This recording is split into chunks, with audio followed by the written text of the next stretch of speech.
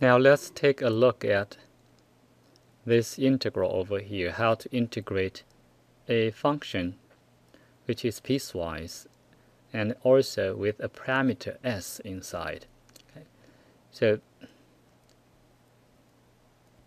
let's look at what kind of integrand we have. We have a product, this function v0 of s plus x and times little f of x, which is the density function we have.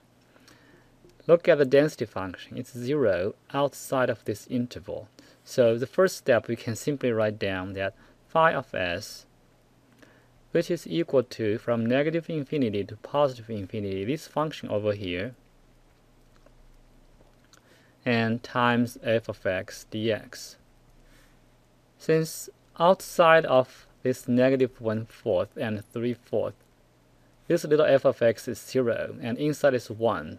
So this is the integral we have.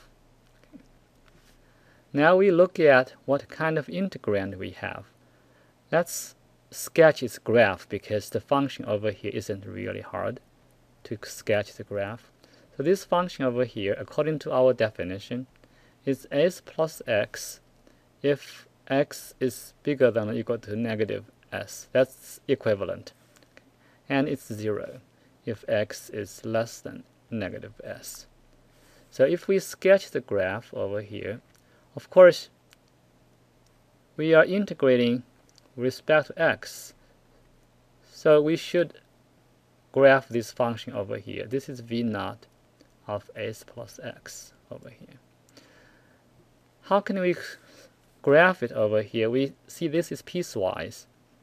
If x is less than negative s, it's 0.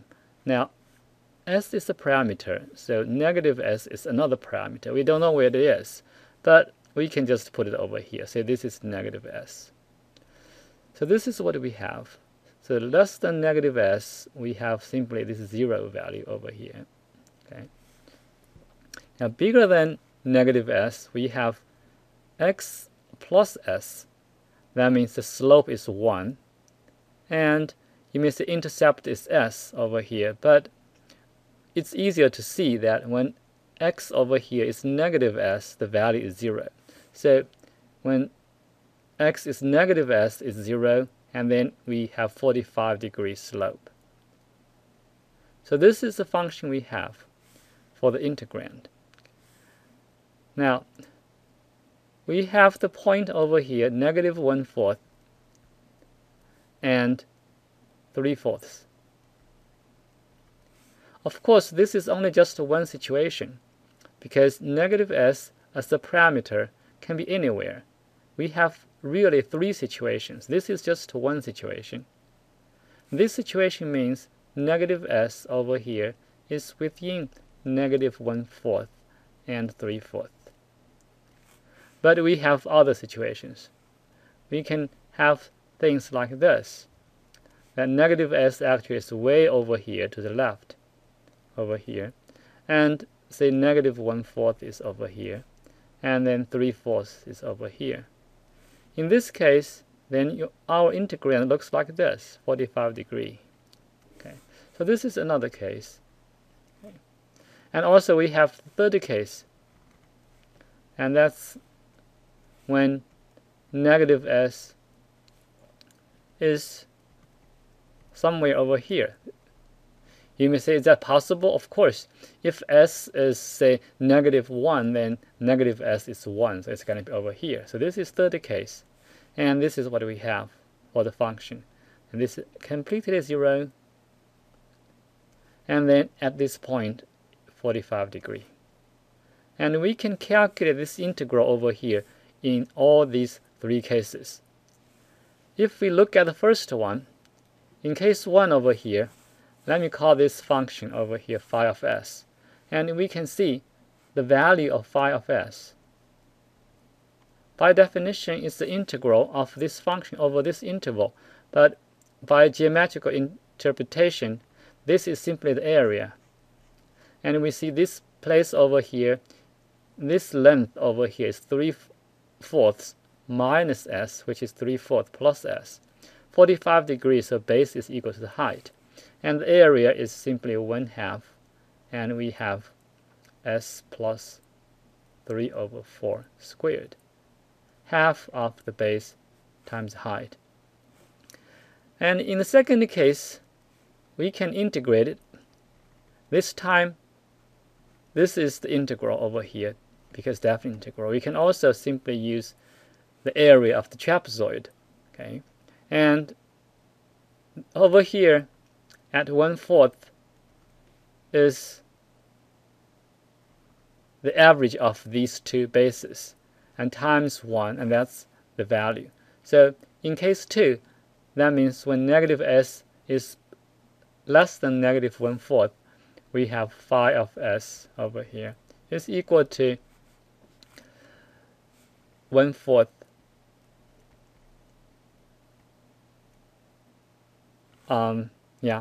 over here, because x is 1/4, so this line over here is x plus x, so it's 1/4 plus s times 1, okay, times 1. And finally, in this case over here, we can clearly see that phi of s is simply 0, because no area is beneath this curve. And then we have finally the answer for this phi of s. Phi of s is equal to, combine all these things together. But remember, this case over here is negative s is less than or equal to negative 1/4. And third case over here is negative s is greater than 3/4. And this one over here means s is less than negative 1/4. Right? And this one over here means s is bigger than or equal to 1/4. And here, the first one over here means s is bigger than or equal to negative 3/4 and less than 1/4. So now we have all these situations. So we can say it's going to be 0 if s is less than or equal to negative 3/4. It's connected, so we don't need to worry about less than or equal to or strictly less. And then in the middle, that's the case we have. So we have 1/2.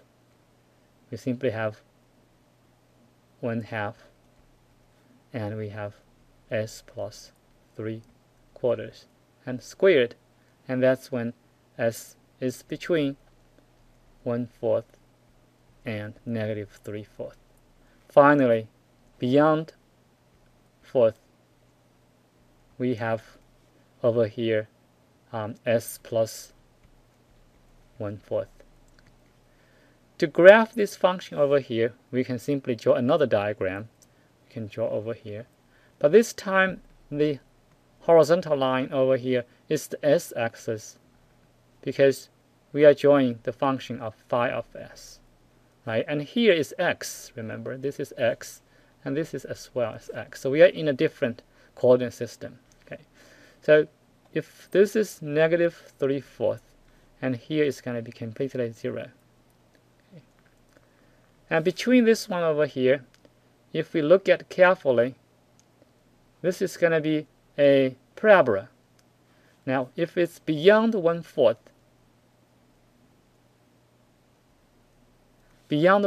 we have s plus 1/4. If s is 1/4, it's going to be 1/2. So this is to say 1/2 over here, and this is 1 over here. So what we have over here is 45 degrees and 1/2. This is what we have. And in between over here, we have a parabola. If s is negative 3/4, we have 0. If s is 1/4, we have 1/2. So these two lines are connected by a parabola. How do we know it's a parabola? Because this is something squared. And that is our phi of s. This is our phi of s. In fact, this function over here is so nice, it is differentiable.